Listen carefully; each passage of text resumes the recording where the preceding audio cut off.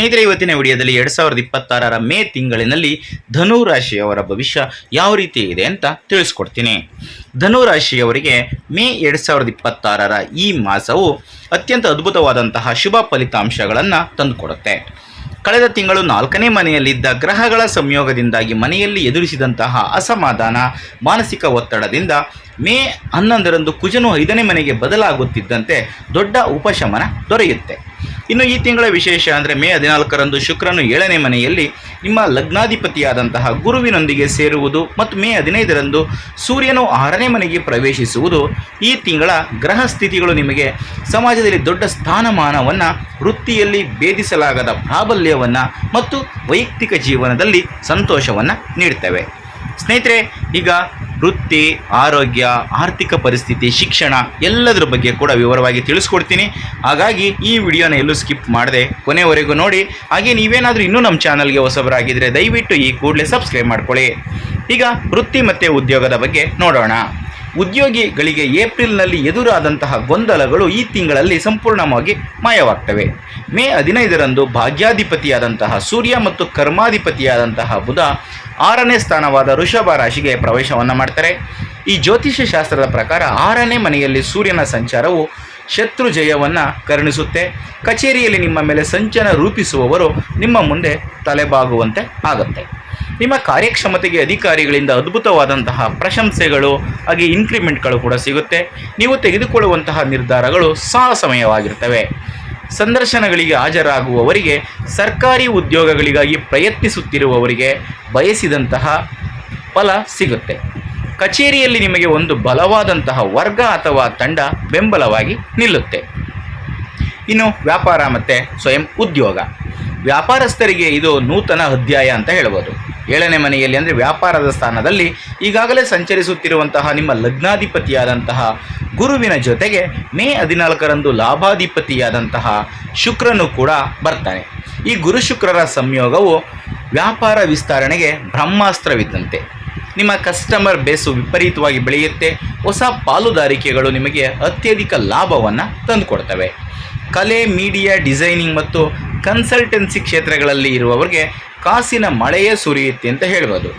Brand image ಹೆಚ್ಚಾಗುವುದರಿಂದ ಮಾರುಕಟ್ಟೆಯಲ್ಲಿ ನಿಮ್ಮದೇ ಆದಂತಹ ಒಂದು ಪ್ರಾಬಲ್ಯ ಸೃಷ್ಟಿಯಾಗುತ್ತೆ. ಈಗ ಆರ್ಥಿಕ ಪರಿಸ್ಥಿತಿ, ಆರ್ಥಿಕವಾಗಿ ಈ ತಿಂಗಳು ವಿಶೇಷವಾದಂತಹ ಸ್ಥಿರತೆಯನ್ನು ನೀಡುತ್ತೆ. ಲಾಭಾಧಿಪತಿಯಾದಂತಹ ಶುಕ್ರನು 7ನೇ ಮನೆಯಲ್ಲಿ ಗುರುವಿನೊಂದಿಗೆ ಸೇರುವುದರಿಂದ ಬಹು ಆದಾಯದ ಮೂಲಗಳು ತೆರೆದುಕೊಳ್ತವೆ. ವ್ಯಾಪಾರದ ಮೂಲಕ ದಿನನಿತ್ಯದ ಲಾಭಗಳು ಅದ್ಭುತವಾಗಿರ್ತವೆ. ಮೇ 15ರ ನಂತರ 6ನೇ ಮನೆಯಲ್ಲಿ ಸೂರ್ಯ ಮತ್ತು ಬುಧನ ಸಂಚಾರದಿಂದಾಗಿ ಹಳೆಯ ಸಾಲಗಳು ತೀರ್ತವೆ ಮತ್ತು ಬ್ಯಾಂಕ್ ಸಾಲಗಳನ್ನು ತೀರಿಸೋದಕ್ಕೆ ನಿಮಗೆ ಬೇಕಾದಂತಹ ಹಣ ನಿಮ್ಮ ಕೈ ಸೇರುತ್ತೆ. ನಿಮ್ಮ ಮೇಲಿರುವಂತಹ ಆರ್ಥಿಕ ಒತ್ತಡ ಬಹಳಷ್ಟು ಕಡಿಮೆಯಾಗುತ್ತೆ. ಆದರೆ 4ನೇ ಮನೆಯಲ್ಲಿ ಶನಿ ಇರುವುದರಿಂದ ಮನೆ ನಿರ್ಮಾಣ ಅಥವಾ ವಾಹನಗಳಿಗಾಗಿ ಯೋಜನಾಬದ್ಧ ಹೂಡಿಕೆಗಳನ್ನು ನೀವು ಮಾಡ್ಕೋಬೇಕಾಗುತ್ತೆ.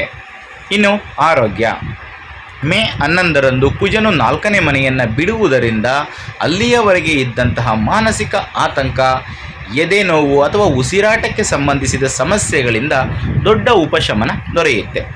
ಮೇ 15ರಿಂದ ಸೂರ್ಯನು 6ನೇ ಮನೆಯಲ್ಲಿ ಅಂದರೆ ರೋಗ ನಿರೋಧಕ ಸ್ಥಾನವಾದಂತಹ 6ನೇ ಮನೆಯಲ್ಲಿ ಇರುವುದರಿಂದ ನಿಮ್ಮಲ್ಲಿನ ಪ್ರಾಣಶಕ್ತಿ ದುಪ್ಪಟ್ಟಾಗುತ್ತೆ. ಹಳೆಯ ಅನಾರೋಗ್ಯಗಳು ಕೂಡ ವೇಗವಾಗಿ ಗುಣಮುಖವಾಗ್ತವೆ. ಆದರೆ 5ನೇ ಮನೆಯಲ್ಲಿ ಅಂದರೆ ಸ್ವಕ್ಷೇತ್ರದಲ್ಲಿ ಕುಜನು ಸ್ವಲ್ಪ ಉಷ್ಣ ತತ್ವವನ್ನು ಹೆಚ್ಚಾಗುವಂತೆ ಮಾಡ್ತಾನೆ, ಅಂದರೆ ಪಿತ್ತವನ್ನು ಹೆಚ್ಚಾಗುವಂತೆ ಮಾಡ್ತಾನೆ. ಇದರಿಂದಾಗಿ ಹೊಟ್ಟೆಯಲ್ಲಿ ಉರಿ ಅಥವಾ ಗ್ಯಾಸ್ಟ್ರಿಕ್ ಸಮಸ್ಯೆಗಳು ಬರ್ಬೋದು. ಖಾರ ಮಸಾಲ ಪದಾರ್ಥಗಳಿಂದ ದೂರ ಇರೋದು ತುಂಬಾ ಆರೋಗ್ಯಕ್ಕೆ ಒಳ್ಳೆಯದು. ಹಾಗೆ ಸಮಯಕ್ಕೆ ಸರಿಯಾಗಿ ನಿಯಮಬದ್ಧವಾಗಿ ಊಟವನ್ನು ಮಾಡುವುದು ಕೂಡ ಆರೋಗ್ಯಕ್ಕೆ ತುಂಬ ಒಳ್ಳೆಯದು. ಈಗ ಕುಟುಂಬ ಸಂಬಂಧಗಳು ಯಾವ ರೀತಿ ಇದೆ ಅಂತ ನೋಡೋಣ. ಕೌಟುಂಬಿಕ ಜೀವನದಲ್ಲಿ ಈ ತಿಂಗಳು ಆನಂದೋತ್ಸಾಹಗಳು ತುಂಬಿರ್ತವೆ. ಮೇ 14ರಂದು ಸಪ್ತಮ ಸ್ಥಾನದಲ್ಲಿ ಶುಕ್ರ ಮತ್ತು ಗುರುವಿನ ಸಂಯೋಗವು ವಿವಾಹವಾಗದವರಿಗೆ ಅದ್ಭುತವಾದಂತಹ ಸಂಬಂಧಗಳು ಕೂಡಿ ಬರುವಂತೆ ಮಾಡುತ್ತೆ. ಈಗಾಗಲೇ ವಿವಾಹವನ್ನು ಆಗಿರುವಂಥವರು ತಮ್ಮ ಜೀವನ ಸಂಗಾತಿಯೊಂದಿಗೆ ಅತ್ಯಂತ ಅನ್ಯೋನ್ಯವಾಗಿ ಒಬ್ಬರನ್ನೊಬ್ಬರು ಗೌರವಿಸುತ್ತಾ ಕಾಲ ಕಳೆಯುವಂತೆ ಆಗುತ್ತೆ. ಸಮಾಜದಲ್ಲಿ ಇಬ್ಬರಿಗೂ ಕೂಡ ಉತ್ತಮವಾದಂತಹ ಬೆಲೆ ಗೌರವ ಸಿಗುತ್ತೆ. ಪಂಚಮಾಧಿಪತಿಯಾದಂತಹ ಕುಜನು ಮೇ 11ರಂದು 5ನೇ ಮನೆಯಲ್ಲಿ ಅಂದರೆ ಸ್ವಕ್ಷೇತ್ರದಲ್ಲಿ ಹೋಗೋದ್ರಿಂದ ನಿಮ್ಮ ಮಕ್ಕಳ ಬೆಳವಣಿಗೆಯನ್ನು ನೋಡಿ ನೀವು ಹೆಮ್ಮೆಯನ್ನು ಪಡ್ತೀರ. ಅದು ಸಂತಾನ ಸ್ಥಾನವಾಗಿರುತ್ತೆ 5ನೇ ಮನೆ. ಅವರು ಕ್ರೀಡೆಗಳಲ್ಲಿ ಅಥವಾ ಓದಿನಲ್ಲಿ ದೊಡ್ಡ ವಿಜಯವನ್ನು ಸಾಧಿಸ್ತಾರೆ. ಆದರೆ ಕುಜನ ಪ್ರಭಾವದಿಂದ ಮಕ್ಕಳಲ್ಲಿ ಸ್ವಲ್ಪ ಮೊಂಡುತನ ಅಥವಾ ವಾದ ಮಾಡುವ ಪ್ರವೃತ್ತಿ ಹೆಚ್ಚಾಗಬಹುದು. ಹಾಗಾಗಿ ಅವರನ್ನು ಪ್ರೀತಿಯಿಂದ ನಿಮ್ಮ ದಾರಿಗೆ ತರುವಂತೆ ಮಾಡ್ಕೋಬೇಕು. ಇನ್ನು ಶಿಕ್ಷಣ ಮತ್ತು ವಿದ್ಯಾರ್ಥಿಗಳ ಮೇಲೆ ಯಾವ ರೀತಿ ಇದೆ ಅಂತ ನೋಡೋಣ. ವಿದ್ಯಾಸ್ಥಾನದ ಮೇಲೆ ಶನಿಯ ಪ್ರಭಾವ ಇದ್ದರೂ ಕೂಡ ಮೇ 11ರಂದು ಪಂಚಮಾಧಿಪತಿಯಾದಂತಹ ಕುಜನು 5ನೇ ಮನೆಯಲ್ಲಿ ಅಂದರೆ ಸ್ವಕ್ಷೇತ್ರದಲ್ಲಿರೋದ್ರಿಂದ ವಿದ್ಯಾರ್ಥಿಗಳಿಗೆ ಮುಖ್ಯವಾಗಿ ಟೆಕ್ನಿಕಲ್, ಮೆಡಿಸನ್ ಮತ್ತು ಇಂಜಿನಿಯರಿಂಗ್ ಓದುವಂಥವರಿಗೆ ಇದೊಂದು ವರದಾನ ಅಂತ ಹೇಳ್ಬೋದು. ನಿಮ್ಮಲ್ಲಿ ಛಲ ಮತ್ತು ಚುರುಕುತನ ಹೆಚ್ಚಾಗುತ್ತೆ. ಮೇ 15ರ ನಂತರ 6ನೇ ಮನೆಯಲ್ಲಿ ಸೂರ್ಯ ಮತ್ತು ಬುಧರ ಪ್ರಭಾವದಿಂದ ಸ್ಪರ್ಧಾತ್ಮಕ ಪರೀಕ್ಷೆಗಳನ್ನು ಬರೆಯುವ ವಿದ್ಯಾರ್ಥಿಗಳಿಗೆ ಅಖಂಡವಾದಂತಹ ವಿಜಯ ಸಿಗುತ್ತೆ. ಹಾಗೆ ಸರ್ಕಾರಿ ಉದ್ಯೋಗ ಅವಕಾಶಗಳು ಕೂಡ ಸಿಗುವ ಸಾಧ್ಯತೆ ಹೆಚ್ಚಾಗಿದೆ. ಸ್ನೇಹಿತರೆ, ಈಗ ಕೆಲವೊಂದಷ್ಟು ವೈದಿಕ ಜ್ಯೋತಿಷ್ಯ ಪರಿಹಾರಗಳನ್ನು ನಾನು ತಿಳಿಸ್ಕೊಡ್ತೀನಿ. 4ನೇ ಮನೆಯಲ್ಲಿರುವ ಶನಿಯ ದೋಷವನ್ನು ನಿವಾರಿಸಿಕೊಂಡು 6 ಮತ್ತು 7ನೇ ಮನೆಗಳಲ್ಲಿರುವ ಶುಭ ಗ್ರಹಗಳ ಸಂಪೂರ್ಣ ಪ್ರಯೋಜನವನ್ನು ಪಡೆಯಲು ನೀವು ಈ ಪರಿಹಾರ ಕ್ರಮಗಳನ್ನು ಪಾಲಿಸ್ಬೋದು. ಮೊದಲಿಗೆ ಶ್ರೀ ದಕ್ಷಿಣಾಮೂರ್ತಿ ಸ್ತೋತ್ರ. ನಿಮ್ಮ ಲಗ್ನಾಧಿಪತಿಯಾದಂತಹ ಗುರುವು ಸಪ್ತಮದಲ್ಲಿ ಇರುವುದರಿಂದ ಆ ಗುರುವಿನ ಅನುಗ್ರಹದಿಂದ ವ್ಯಾಪಾರ ಮತ್ತು ವೈವಾಹಿಕ ಆನಂದವನ್ನು ನೀವು ಪಡೆಯೋದಕ್ಕೆ ಪ್ರತಿ ಗುರುವಾರದಂದು ಶ್ರೀ ದಕ್ಷಿಣಾಮೂರ್ತಿ ಸ್ತೋತ್ರವನ್ನು ಪಠಣ ಮಾಡಬೇಕು. ಇನ್ನು 2ನೇದಾಗಿ ಸುಬ್ರಹ್ಮಣ್ಯ ಸ್ವಾಮಿ ಪೂಜೆ. 5ನೇ ಮನೆಯಲ್ಲಿರುವಂತಹ ಕುಜನಿಂದ ಮಕ್ಕಳಿಗೆ ಬರುವ ಮೊಂಡುತನವನ್ನು ಕಡಿಮೆ ಮಾಡಿ ಅವರಿಗೆ ವಿದ್ಯಾಭಿವೃದ್ಧಿ ಉಂಟಾಗಲು ಪ್ರತಿ ಮಂಗಳವಾರದಂದು ಸುಬ್ರಹ್ಮಣ್ಯ ಸ್ವಾಮಿಗೆ ದೀಪಾರಾಧನೆಯನ್ನು ಮಾಡಿ. ಇನ್ನು ಮಾತೃ ಸೇವೆ ಅಥವಾ ಶಿವಾರಾಧನೆ. 4ನೇ ಮನೆಯಲ್ಲಿ ಶನಿ ಇರುವುದರಿಂದ ತಾಯಿಯ ಆರೋಗ್ಯವನ್ನು ಜಾಗರೂಕತೆಯಿಂದ ನೋಡ್ಕೊಳ್ಬೇಕಾಗಿರೋದು ತುಂಬಾ ಮುಖ್ಯ. ಹಾಗಾಗಿ ಪ್ರತಿ ಶನಿವಾರ ಶಿವಾಲಯದಲ್ಲಿ ಅಭಿಷೇಕವನ್ನು ಮಾಡಿಸುವುದರಿಂದ ಮನೆಯಲ್ಲಿ ಶಾಂತಿ ನೆಲೆಸುತ್ತದೆ. ಈ ತಾಯಿಯ ಆರೋಗ್ಯವನ್ನು ನೋಡ್ಕೋಬೇಕು ಅಂದರೆ ನೀವು ತಾಯಿನ ಆರೋಗ್ಯವನ್ನು ಕಾಪಾಡ್ಕೋಬೇಕು ಅಂದರೆ ನಿಮ್ಮ ತಾಯಿನ ನೀವು ತುಂಬ ಜಾಗರೂಕತೆಯಿಂದ ನೋಡ್ಕೋಬೇಕಾಗುತ್ತೆ.